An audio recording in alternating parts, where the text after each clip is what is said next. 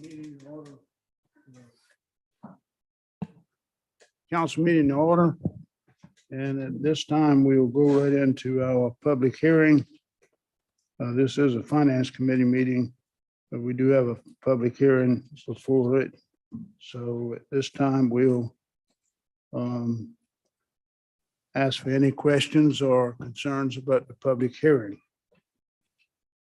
Yes, sir. At the last Finance Committee meeting, the committee decided that it wanted to have a public hearing to get some information from the public about how the town will use this information to create a preliminary redistricting plan for the town. So that's the purpose of the public hearing.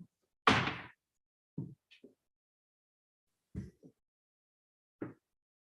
do we have any questions? Or Comments? comments? Yeah. Is what we're looking for.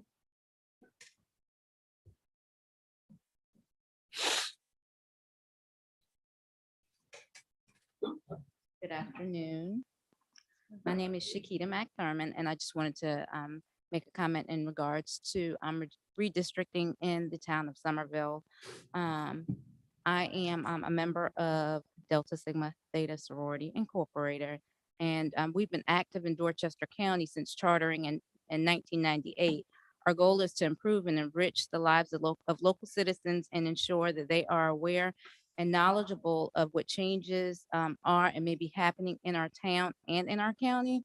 And with that being said, the Somerville Alumni Chapter of Delta Sigma Theta Sorority Incorporated would like to ensure that districts are drawn equally and fair without bias, that will protect our minority communities without the thought of gerrymandering, as the town of Somerville has a minority population of over 21%, and we want to make sure that this community is represented with equal voting power and fair representation for our constituents.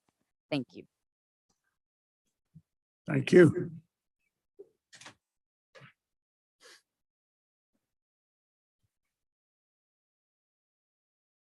Good evening, everyone. My name is Dexter Mack, and I live at 904 West 2nd North Street.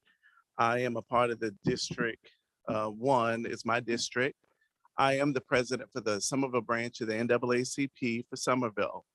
As each of you are aware, the NAACP has been fighting for equality since inception.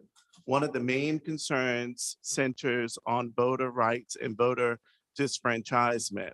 Because of this, we will be one of the first redistricting cycles within the federal government pre-approving district maps. It is imperative that this is important to our national NAACP body. As a result of the NAACP Legal Defense Fund is specifically watching redistricting within the state of South Carolina, it is a goal to ensure that the Black voter representation is fair and appropriate. It is my hope that the hope of our local branch that the town of Somerville will take special care in ensuring that the minority voters are not displaced in this process. It is my hope that this process is transparent and equitable. And I pray that once the process is complete, we will have the district lines that adequately represent all voters. We thank you all for your consideration. Thank you, sir. Anybody else? Yes, ma'am.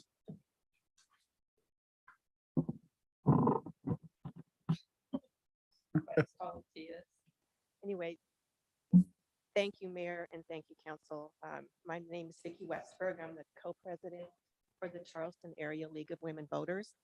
And somebody from your office invited us to come and perhaps say a few words today. We thank you for that opportunity to do so.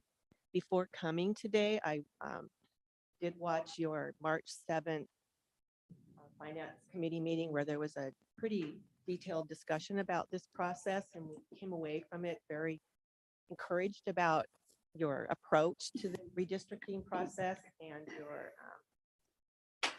comments that were made, and I think the dedication to try to do the right thing and the best thing for Somerville. So that is wonderful, and I thank you for that. Many of us in the league live in and serve the community of Somerville, and we want to thank you for producing that informative web page that you put out. And we do recommend that you link it prominently to the homepage so it's easier to find. It's a little tricky navigating that.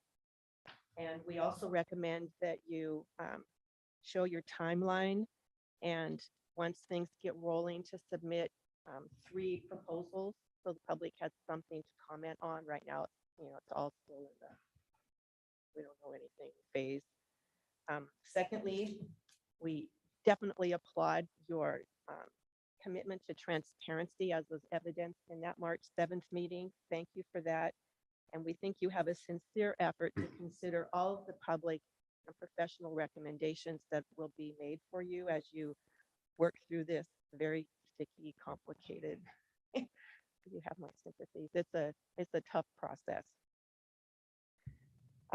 The league is a proponent of independent redistricting committees. That said, we generally agree with the traditional principles recommended to you by the RFA. However, in keeping with the spirit of home rule, you have been wise, I think, to seek criteria tailored more specifically to this hometown. And I understand that they have already reached out and agreed to run some maps for you as in a preliminary fashion. So that's good news. They're already looking at it, working on it. I think we spoke with them actually earlier today. It would be prudent to factor in expected population growth, as you know, as long as it does not violate other redistricting principles. You've already been dealing with patchwork districts and out of balance deviations created when some districts have expanded faster than you expected. Deviations that are under or over the recommended 5% will happen less quickly if you draw or consider drawing a negative deviation in one or more of your districts to accommodate where growth is expected. Kind of an unusual way of looking at it, but it's worked in other areas. And this will help to ensure steady, equal representation across all of the town's districts over time. Finally, we feel it would be wise to create a blueprint and generous timeline to lay the groundwork now for the 2030 redistricting process. It should include your current research, examples of the maps that you run this time, anticipate growth, and should disregard at that point the addresses of the incumbents. As your efforts take more shape in the coming months, we look forward to providing feedback for you on your draft maps and encourage you to take every opportunity to engage the public as you are now in this process. We want to promote your educational materials on your social media, in your public meetings, and on the website so everybody has an opportunity to weigh in. And please reach out to us. We have a deep bench of experience on this and love to provide whatever kinds of advice or guidance that you might need, or connect you with experts who can do that. And of course, I have a handout. I don't know if that's okay to give you or not, because this looks way more than I could cover in my 3 minutes.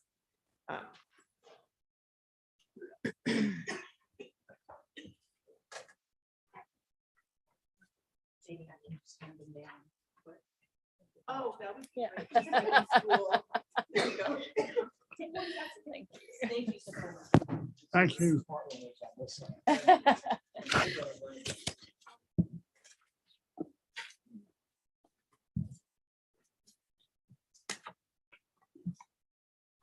Mr. Mayor, may I speak?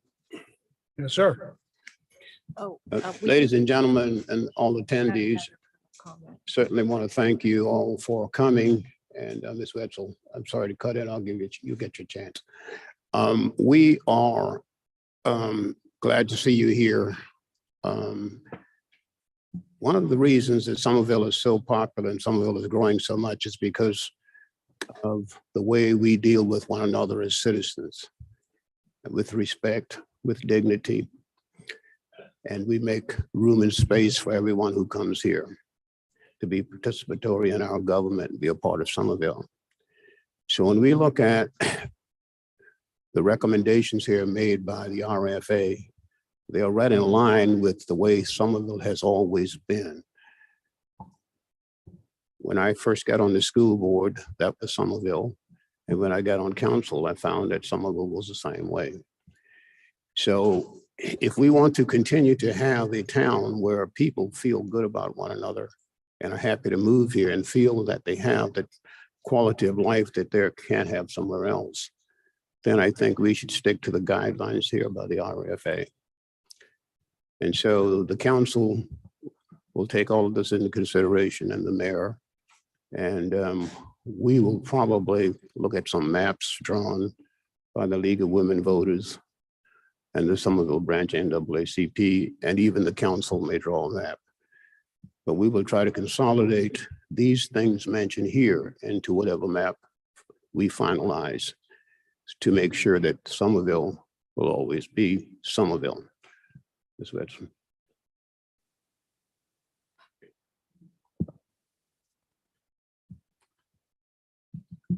Good afternoon. My name is Linda Haynes Wetzel. I live off 108 Atlantic Street. I just saw this notice about this meeting about 4 o'clock this afternoon, or maybe earlier. We need more inclusion. You don't let us know what's going on. I know you think everybody is tech savvy. I'm not. And a lot of other people are not. Is there a way that when you have these meetings, that before you can come into the community and let us know what's going on? Like making these changes in the voters redistricting? Thank you. Thank you, Ms. Wetzel.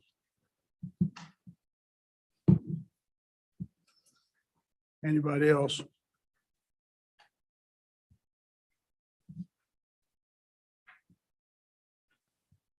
Nobody else? We'll close the public hearing.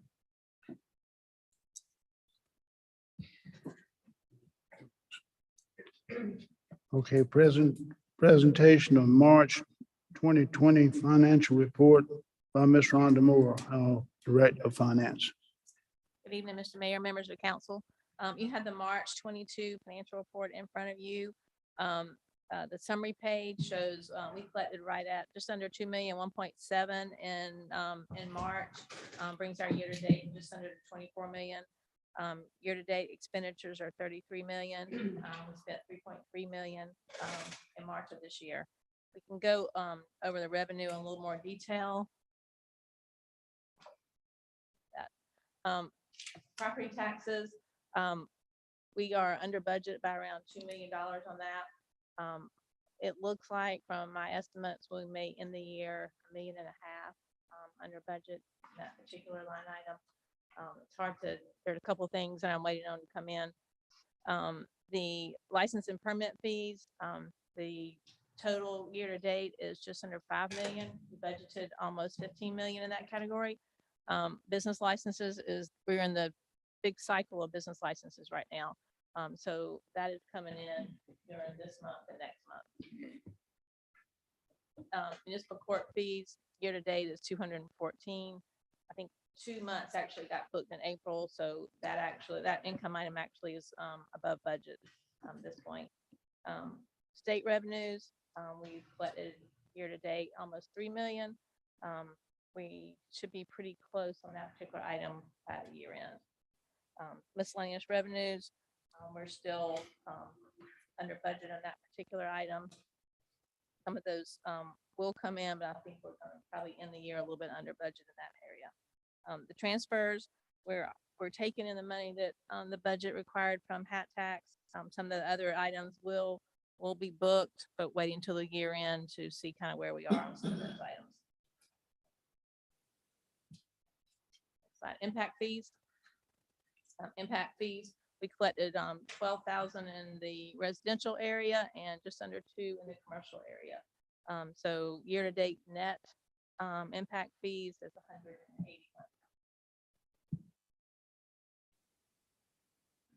181. H-tax and accommodations tax. Those two items, as we discussed before, were budgeted together. So I presented the comparison to budget as a combined total. Hospitality tax, as we discussed before, is tracking above budget. We've got 3.8 year to date in that. Our expenses related to that fund are 3.1. That includes the transfers that are made to the general fund. Accommodations tax 272. So a combined revenue level of 4.1. We budgeted 3.9. So we are ahead of that. I expect hospitality tax especially to come in strong the last 3 months. Stormwater management fund, this is probably most of the revenue that we'll see for this year. We're just slightly under budget, so hopefully we'll hit that, just under 2.4. Our expenditure are 1.7.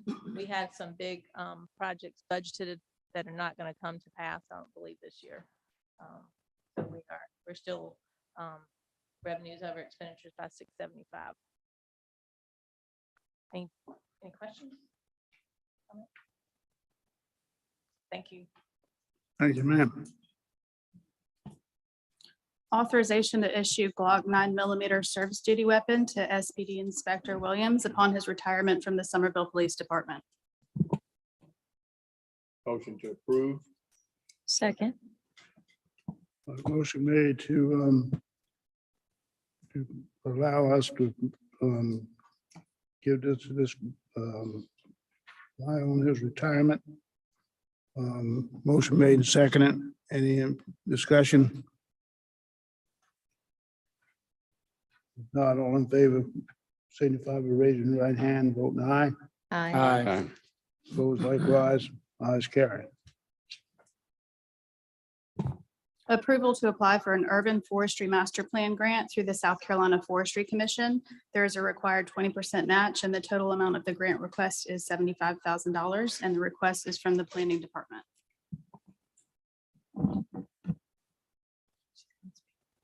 Oh, I just wanted excuse to me. briefly introduce this to give you all a little more information.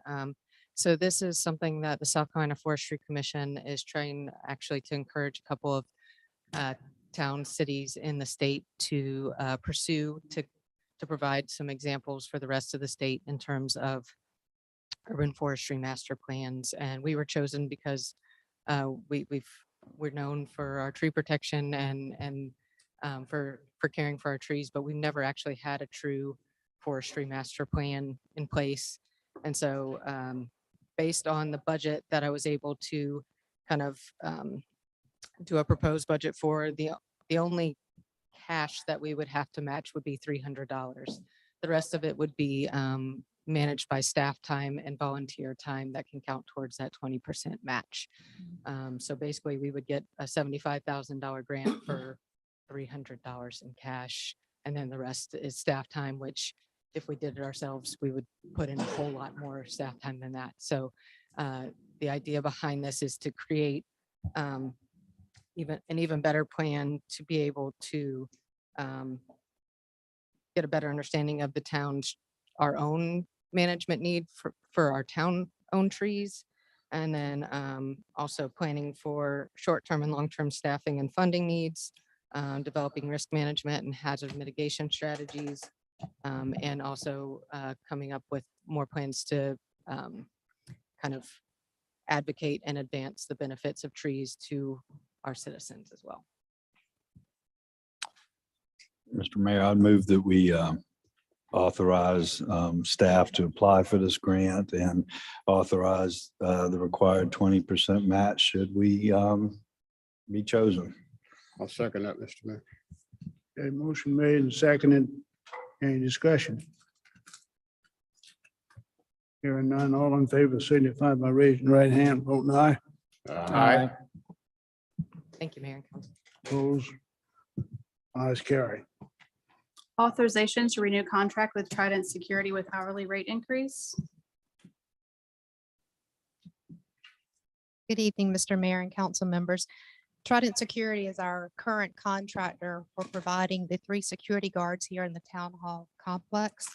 Their current contract comes up for renewal May 11th, next month, and they are requesting an hourly rate increase of $1.30 from $18.66 an hour to $19.96 an hour. Could you repeat that, Madeline? I'm sorry. The numbers. They are requesting an increase from $18.66 an hour to $19.96 an hour, $1.30 increase. Thank you.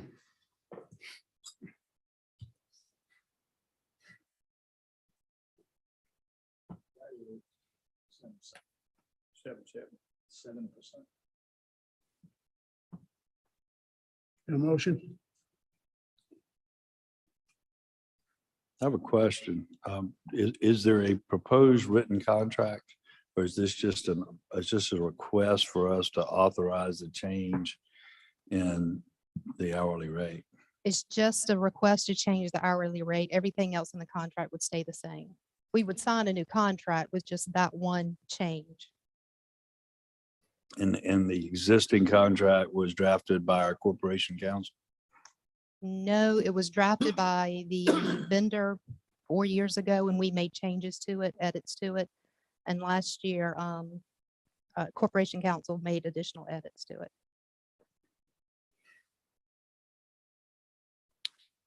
I'm just hesitant to vote to approve a contract that's not in writing and not before me. I'm not crazy about the increase in hourly rate. I'm not sure we need 3 instead of 2, but even if I was completely satisfied with that 3 is the right number and almost $20 an hour is the market rate, I just can't see voting to approve a contract that's not in writing. I have the contract. It's just, like I said, I just sent the current contract to y'all in the request, the letter request. So you got the writing and you got it in writing, Madeline? Yes, It's the existing contract. it will be worded the same as the existing contract with the new rate increase. May I ask a question? How long is this rate increase? Is it per year or is it for the duration of the next contract period? Until we terminate the contract. So the next contract period, they can choose to request a rate increase, or we can just go month to month. And remind me what the contract period is again? This current one is May to May 2021 to next month. These people do a great job for us. I'm involved with them a good bit. Especially the people we got right now. Now, we've been through some since I've been here, but the ones we got right now, working for us through this company, they take a special interest to our employees and the people that come into this building. Especially the people that come in on the court side. And which is so important to us because um, I've told y'all before that, you know, the people that come in on the court side, you know, that's, if we ever had a problem, I think that's where we'd have it. Bill and Lenny that work over there do a great job. They just take a special interest to what goes on over there. And I think that, you know, I've even told them, I said, you know, if you left that company, I would support us hiring them, because they get along with our police officers well. They're good backup for our police officers. They watch what they're doing. They watch what our employees are doing as they come in and out of this building. And they also watch out for our citizens to come in and out of this building, which is most important. But I just, to me, this is a no-brainer what they're asking for us, a little bit of money. But, and we gotta have them. I mean, we can't make it here without having them. We've got a situation with this court that y'all have heard me beg for the last 2 years to let's do something with, and we ain't getting anywhere too quick with it. But we need these security guys, and they do a great job, and they take a special interest in our citizens, our employees, and I don't think you'll find a police officer that won't back me up on that. But anyway, I think it's a small amount of money we're asking for to get them an increase.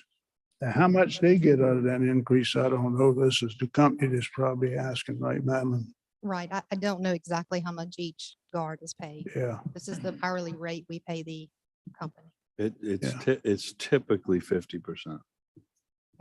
Yeah. So,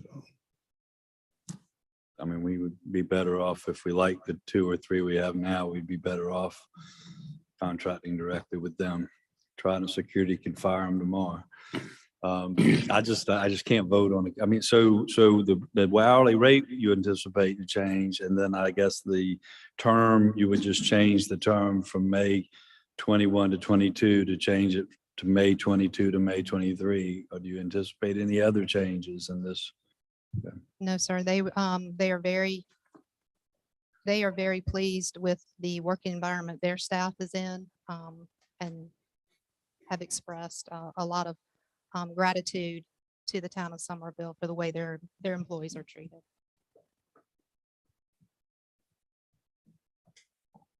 So, Madeline, how long have this outfit been with us? I want to say the first year we signed was 2019, but I'd have to go back and pull that. And file. other than the increase that they're asking for, are you satisfied with the work that they're doing? I am. They are always quick to respond to issues, quick to respond to my calls or emails. They're like Mayor Waring said, they're very pleasant towards staff and the public. They do everything we ask. Okay. All right, thank you. I guess, when did you say this would be effective, Madeline? This current contract runs out May 11th, I believe. Let me check. I think I'd be more comfortable in waiting till we go through our budget retreat. I mean, what concerns me is this is a 7-point-something% increase at a time when I don't know what we're going to be able to do with our own employees, who I think provide equal, admirable service as to what these people who I really like do. But I think approving this prior to what we do with our own people is, and setting a precedent is just not a good place to be. It's not that I'm against, but I just think we need to know where we are internally before we do something that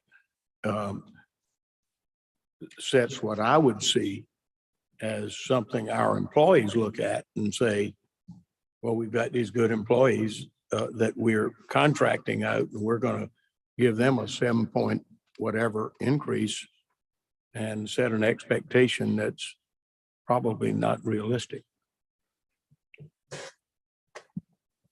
So if I heard correctly, you can go month to month. You can go month to Do you, month. do you need a motion from us to carry forward at the same rate for an additional month? I don't believe so, not the way the contract's worded. Okay. I mean, if you want to hold this until what Councilman Jenkins wants to do, we can bring that back. Mr. Mayor, I would move that we postpone a vote on this until the May Finance Committee meeting. Second.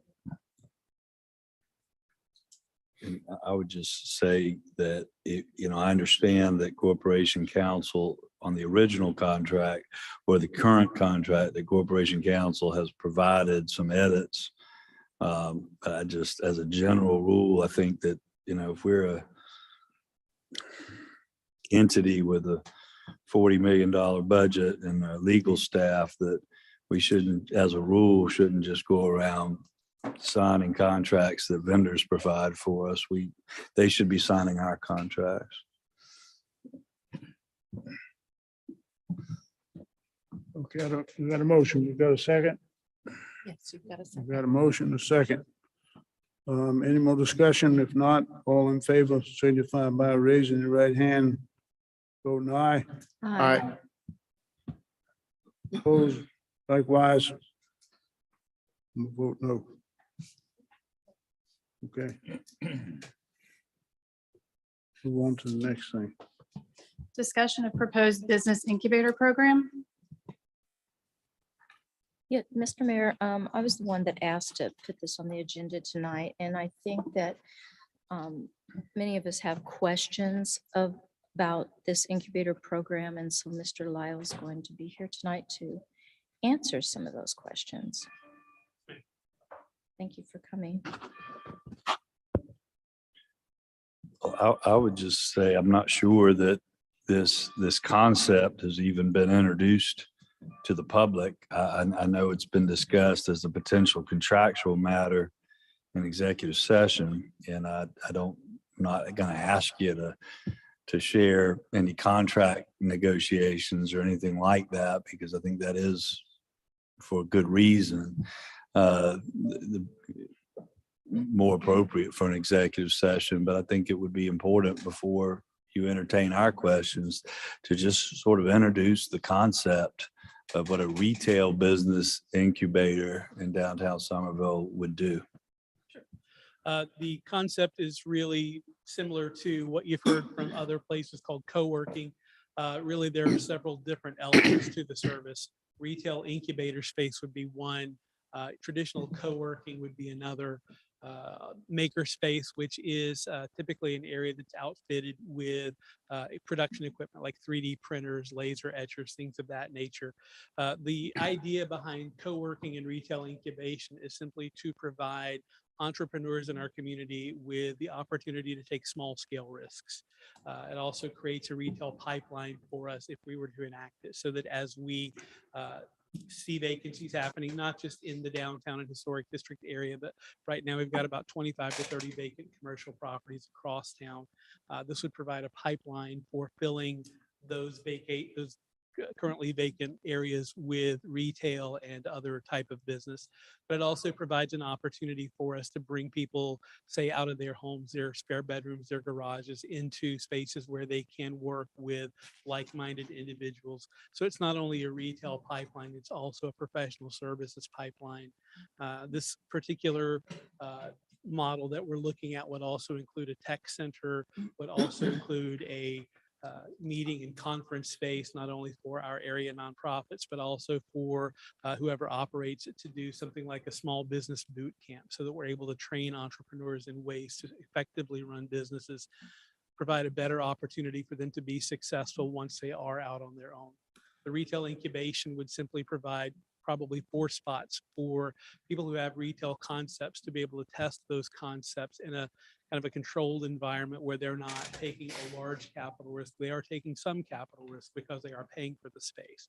but it gives them an opportunity to test for up to 12 months, learn how to market their business, learn how to manage their inventory, and again, ultimately position them to be successful once they are out on their own.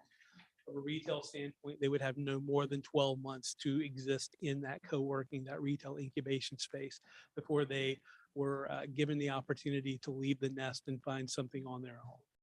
So ultimately, it's about creating opportunity for our entrepreneurs, for our small business community, creating that pipeline, locating it in downtown, will also activate some dormant space and provide feet on the street that would support our existing retail and restaurant businesses as well.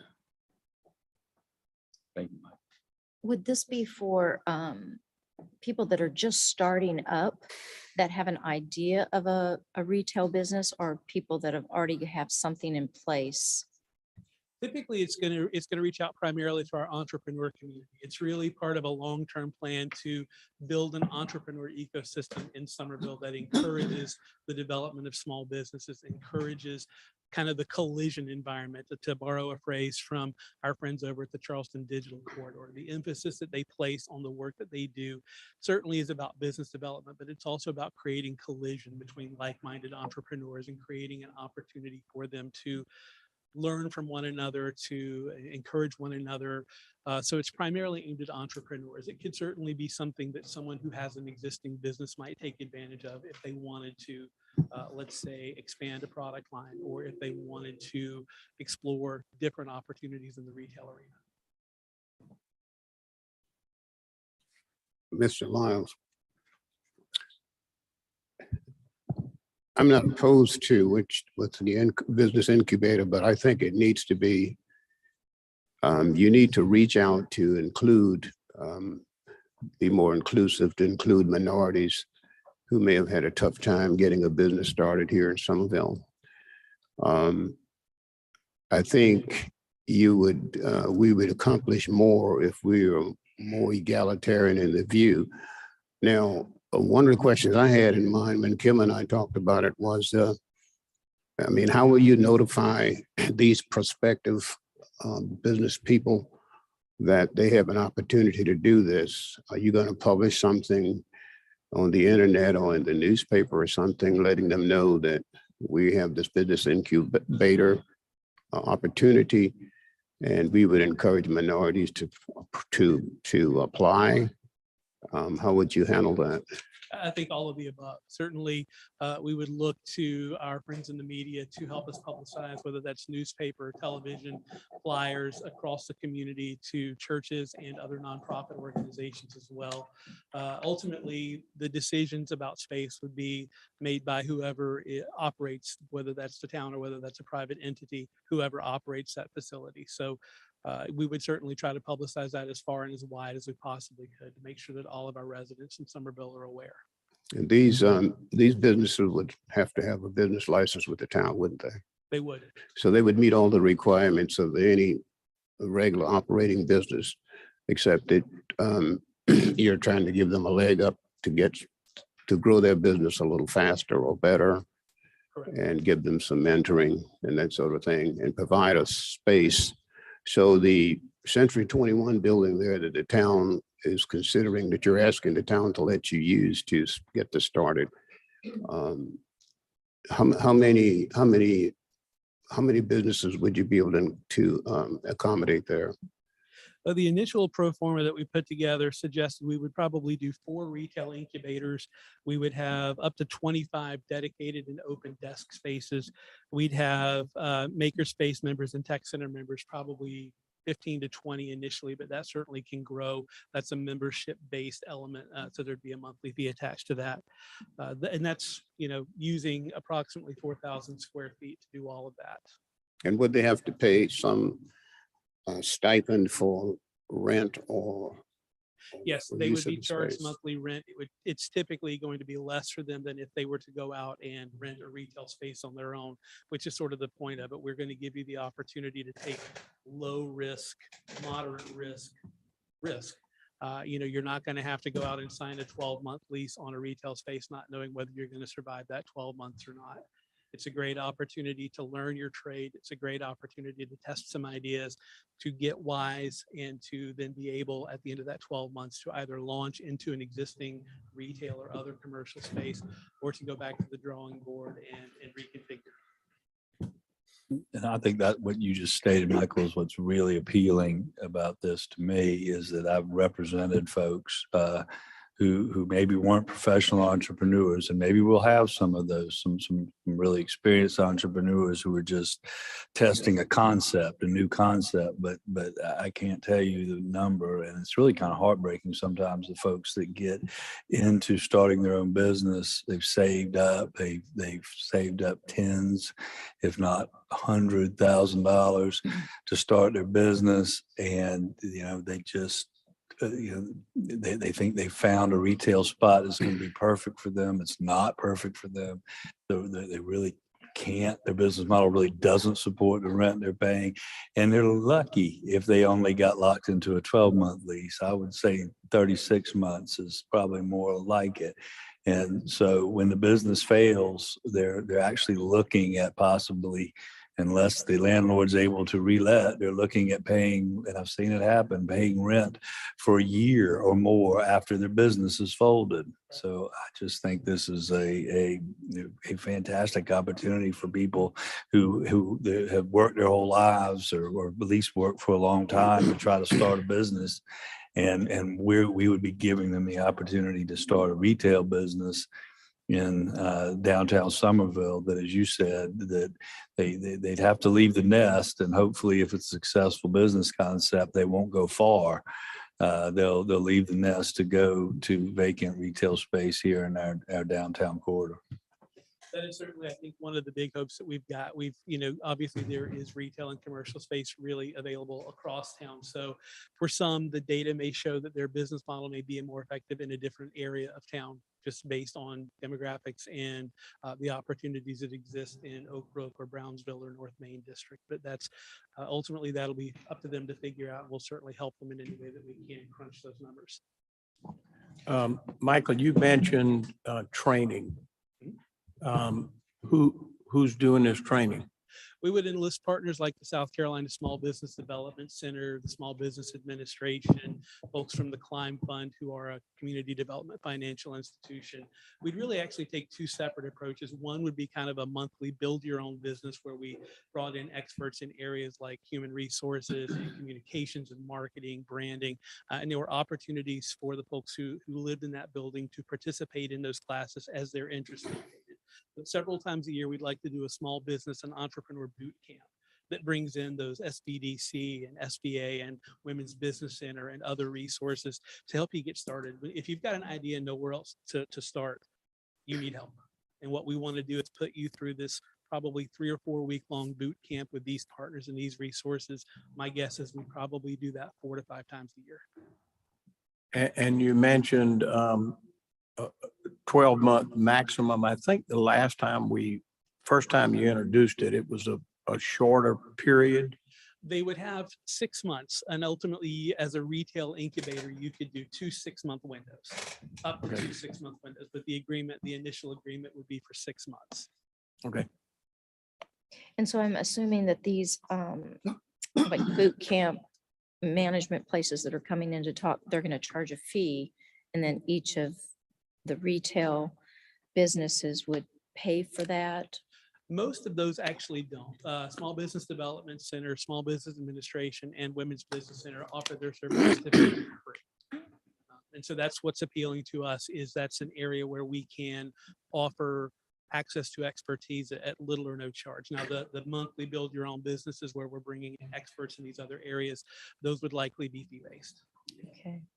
And then I'm also assuming that this is going to be regular work hours, like Monday through Friday.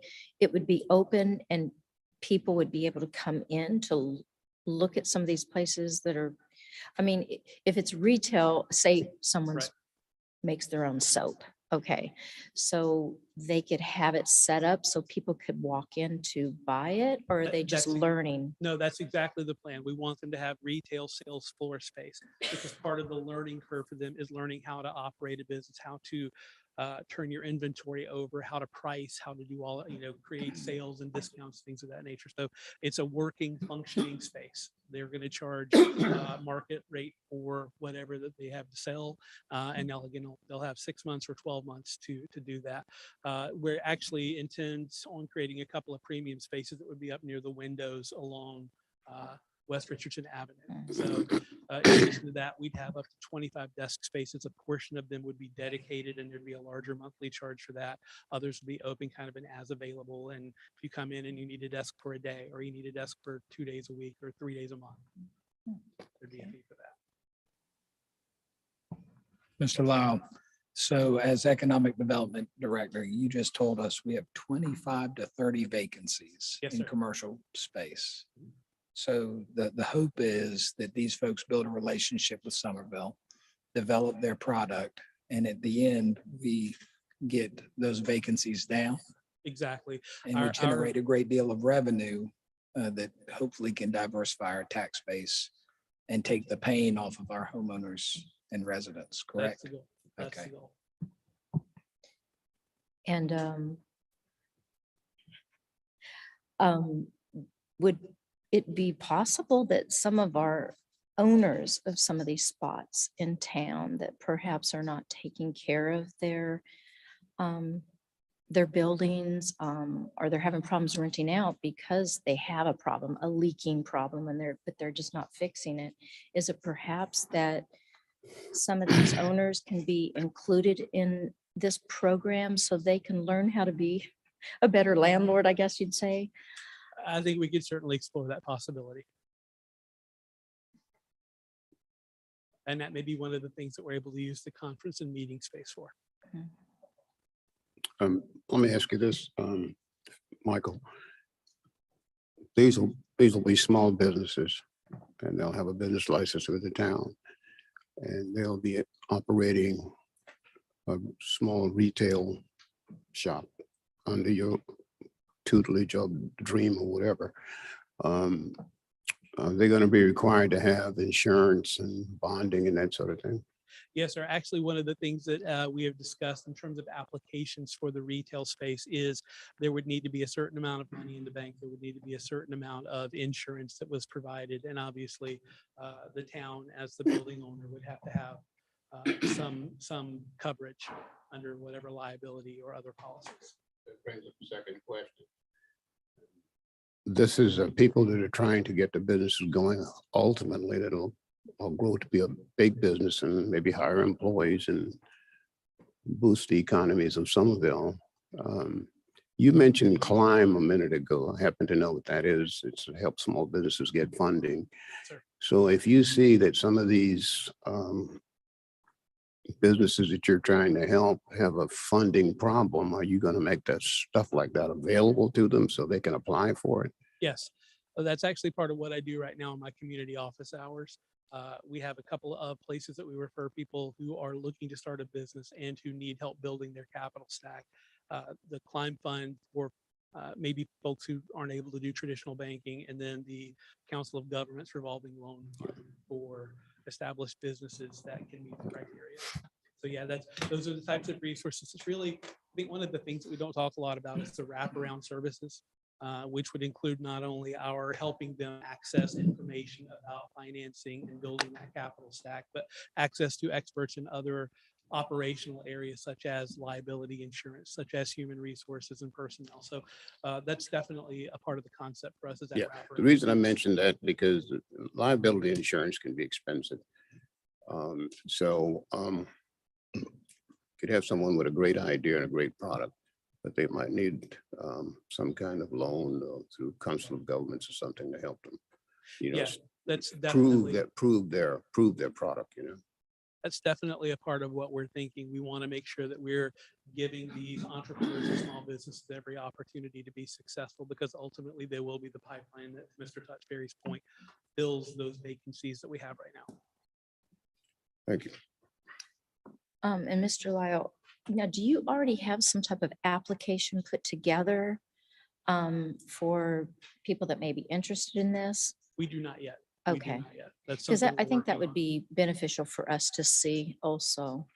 And then my next question is, have you researched other municipalities that are doing something like this and perhaps have already seen it work over a couple years? There are several co-working locations around the state of South Carolina. Obviously, the first ones that come to mind typically are places like Columbia and Greenville, which have multiple, but you've got them in places like Rock Hill and Fort Mill. You've got them in Beaufort. You've got them in Lexington. Actually, the newest one that just opened up was up in Myrtle Beach. And that was one where the municipal government was a partner. They worked with a technology committee that they had put together to create and working now to fill, but they're operational. Yeah, this is definitely a concept that is familiar to folks in economic development. It is something that has demonstrated its ability to bring positive economic impact to the community.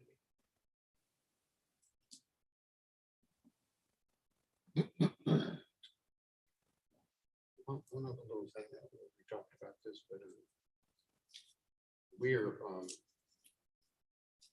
talking about working with Dream on this too. So small businesses will have a period of time. How long is the contract that Dream wants to do this concept? We've talked with them about the possibility of doing an initial 3-year contract and the opportunity at the end of that 3 years to kind of take a look at all of the numbers, not just the financial numbers in terms of return to the town, but how many businesses we've been able to successfully launch, how full we've been able to keep that center on a regular basis. And then at the end of that 3 years, if the numbers are there and justify continuing, that would be council's determination. When you said 3-year contract, that brought up a question. I know the building will require some upfit.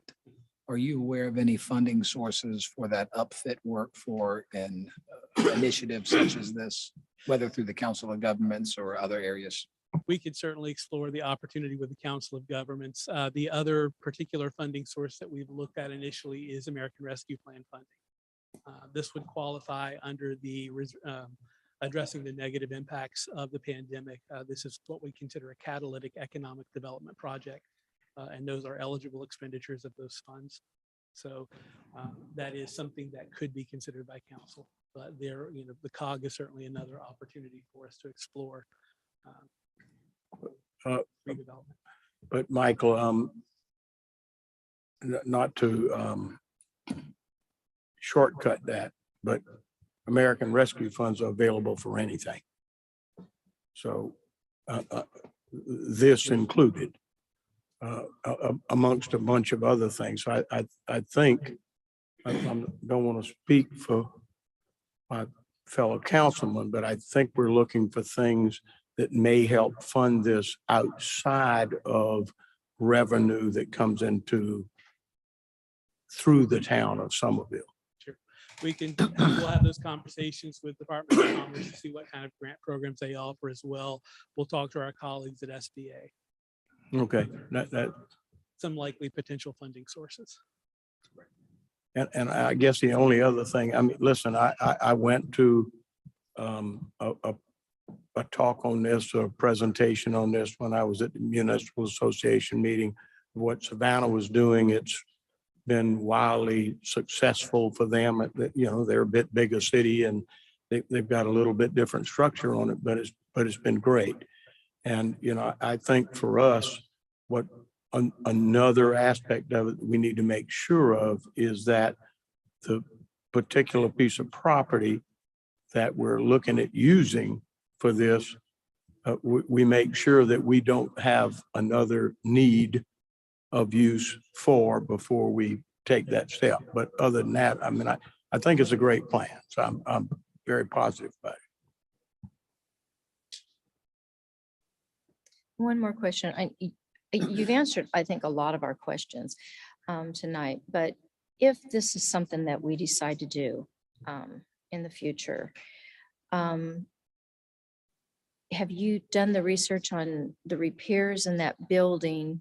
We know about how much it would cost, about how long it would take to get those repairs done. And if we were to go for this, how soon could you start the program? That's a good question. We're going to work with Russ to get an idea of what the time frame might be for making the repairs and then work on finding a funding source to do that, whether again, that's SBA or COG or whomever.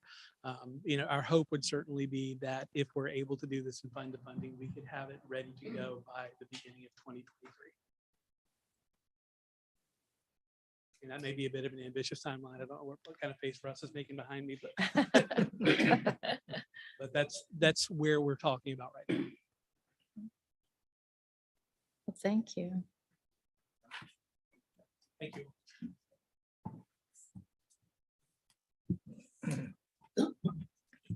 Next, authorization, excuse me, to issue a purchase order to Atrium Builders in the amount of $128,439 to perform repairs to the parking garage. This was bid out. Funds to come from budgeted capital, and the request is from the Public Works Department. Mr. Mayor, I'd move authorization of the purchase order. Second. Any discussion? What type of repairs are we doing?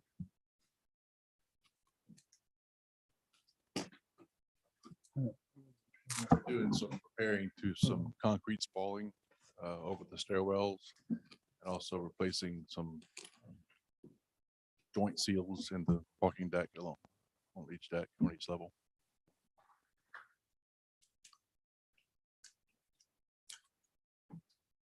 Any questions? Motion? We've got a motion in a Got a second. motion on the floor in a second. All in favor signify by raising your right hand, voting aye. Aye. Opposed likewise, ayes carried. Authorization to issue a purchase order to Blanchard Machinery for Caterpillar track loader model 299D3 on state contract totaling $111,625. Funds to come from Parks and Recreation impact fees. Request is from the Parks and Recreation Department. Mr. Mayor, I make a motion that we approve this authorization to purchase this machinery. I'll second. Motion made and seconded. Any discussion? Mr. Mayor, I have no conflict with this or the next item that we're looking at on the agenda. But my belief is that as we're pulling from impact fees, this may be taking from funds that we could use for something else. And in particular, I think about the Cuthbert Center. And so my question, not concern, not issue, I'm not saying no, is do we want to approve this funding before we've looked at all of the needs of Parks and Rec and requests for Parks and Rec in the budget? And deciding where those impact fees can be or should be used. If you're asking me, No. okay. That- Yeah, but you can tell us. That's my. I mean, That is a recommendation to delay these two readings until we find all of the needs of Parks and Rec and decide which ones of those are most important for us to fund. I'll piggyback off of that just to say, unless there's a compelling reason that we're going to have a service failure if this decision isn't made more promptly. No, sir, I think this can wait until after the budget retreat. We are closing in on our window to spend these Parks and Recreation impact fee funds, but we can certainly hold off until the budget retreat. I certainly don't want us to lose any funds, so. Madam Administrator, I presume that this is a priority for the Parks and Recreation Department since it's their request. And I do see numbers 2 and 3 a little bit differently. I understand number 3. I know that there's been a pretty big outcry from folks, a lot of requests from folks for lighted pickleball. I can wrap my head around $40,000 to install lights at the pickleball courts. Just for kind of council's edification, tell us about, if you can, this Caterpillar track loader model 299D3. Then why is Parks and Rec requesting this? Yeah, and I'm actually going to defer to Sevens here. I did not see you here. I would have asked you to come up. Good evening. And I apologize, my voice is almost gone. So this is a replacement piece of equipment. It is a piece of equipment that we identified on the capital improvement plan as that needing to be replaced. We can wait, but as Ms. Wallace said, the funds do have an expiration date. So I was tasked to identify some things that maybe we could tackle very quickly. And this was one of the things that is a need for us. But it certainly can be tabled until after the retreat. Do you know what the expiration date is? For the current, Right. I think we identified it as 2024 on the original CIP plan.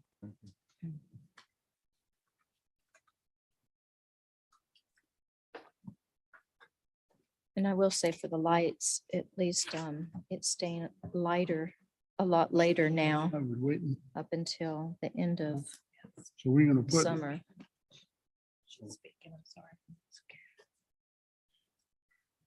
So they won't need the lights right away until the fall.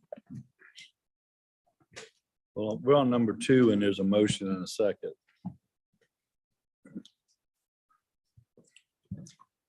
Mr. Brown, would you like to withdraw your motion perhaps? And then we can take it up at the budget retreat.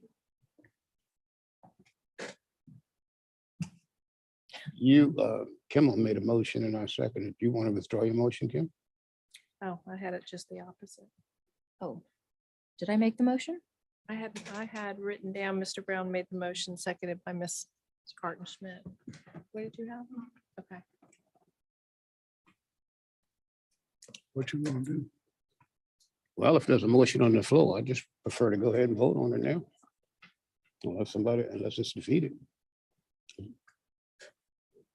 Okay, I'm gonna make another motion. You want to make a motion? The motion is Mr. Brown's motion to approve, seconded by Ms. Garden Smith. I think that. Not being a legal person, I'm not a lawyer, but my motion, my ask, however we position that, is that we delay a vote on this until after the budget retreat. I did hear you say that. I We- just didn't hear it in the form of a motion, but if your motion has a second, then we vote on that first. Second.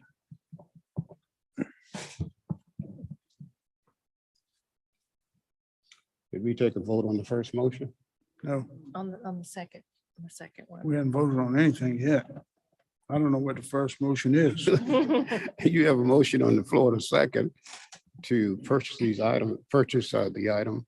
So we haven't had a vote on that. Well, and then we had an amendment or another motion to delay this until after the retreat. Or excuse me, until the budget And retreat. so you're compelled to vote on the amendment first, right? I think so. GW, is that what we gotta do? Well, you've got a motion, in essence, to table motion until the budget retreat. Motion and a second, so you've got to vote on that. If it fails, then you've got to vote on the motion. Right, so we have to vote on his motion first. Okay. All right. Somebody read the motion. I would like to amend the motion. I would like to make a motion that we delay vote on this item until after the budget retreat. Okay, second. I can't make them. Kim is asking me about item 3. I don't think I can do this on item 3. I will, but it hadn't been brought up, so I can't do it. Okay, all right. And Russ seconded. All in favor of this signify by raising your right hand and voting yes or no. Aye. Yes. Aye. Yes. How many we got? 4. 4. Opposed likewise. Okay. So Yes. you got that? Okay, so the ayes carry. Yes. Okay. Next is authorization to issue a purchase order to Wolf and Sons Electric for installation of lights for the pickleball courts in the amount of $40,319. This project was publicly advertised and sealed bids were collected. Funds to come from Parks and Recreation impact fees. The request is from the Parks and Recreation Department. Mr. Mayor, I'd like to make a motion that we delay vote on this until after the budget retreat. Second.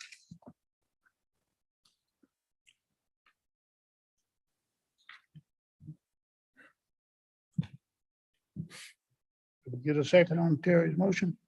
Second. Yeah, okay, motion made and second. Any discussion? All in favor of this, signify by raising your right hand. Vote aye. Aye. Opposed likewise. Motion carried.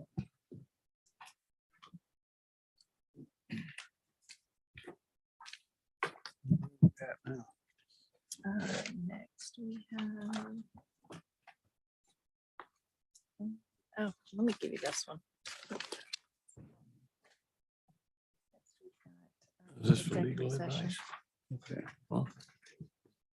Mr. Mayor, I'd make a motion. We go into executive session to receive legal and contractual matters regarding legal advice on fire station number 6. Got a second? Second. Okay, all in favor, signify by raising your right hand, saying yes. Aye. Yes. Opposed likewise. Okay, we'll go in executive session. Let me give you this one. This one's a clean copy. This one's got, that one's a clean